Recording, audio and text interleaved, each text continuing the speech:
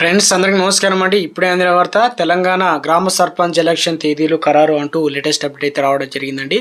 So అందుకు సంబంధించినటువంటి complete information అనేది మనం వీడియోలో తెలుసుకుందామండి. వీడియోను పూర్తిగా చూడండి, అప్పుడే అర్థమవుతుందండి. అలాగే మన ఛానల్ కనుక సబ్స్క్రైబ్ చేయకుండా వీడియో వస్తున్నట్టయితే వెంటనే మన ఛానల్ సబ్స్క్రైబ్ చేసుకోండి. ఇటువంటి లేటెస్ట్ అప్డేట్ అందరికంటే ముందుగానే అందించడం జరుగుతుంది. అదేవిధంగా లైక్ చేయడం మర్చిపోతున్నారండి. దయచేసి లైక్ చేయండి. వీడియోని కనుక లైక్ చేసినట్లయితే సమాచారం మరింత మందికి చేరుతుంది.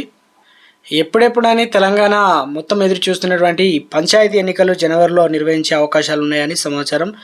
డిసెంబర్ చివరి వారంలో షెడ్యూల్ అనేది విడుదల చేసి జనవరి 7వ తేదీన నోటిఫికేషన్ ఇచ్చే సూచనలు ఉన్నట్లు సమాచారం అయితే అందుతుంది.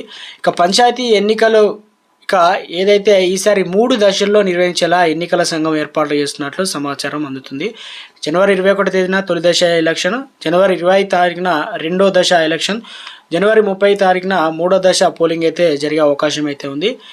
ఇక ఉదయం 7 గంటల నుంచి మధ్యాహ్నం 1 గంట వరకు పోలింగ్ నిర్వహించి మధ్యాహ్నం 2 గంటల నుంచి అధికారులు కౌంటింగ్ అయితే నిర్వహించనున్నారు.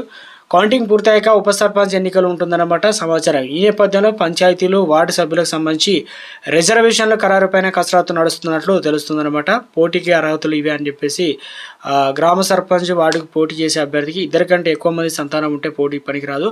1995 జూన్ 1 తర్వాత 3వ సంతానం ఉండరాదు. అదేవిధంగా ఒకే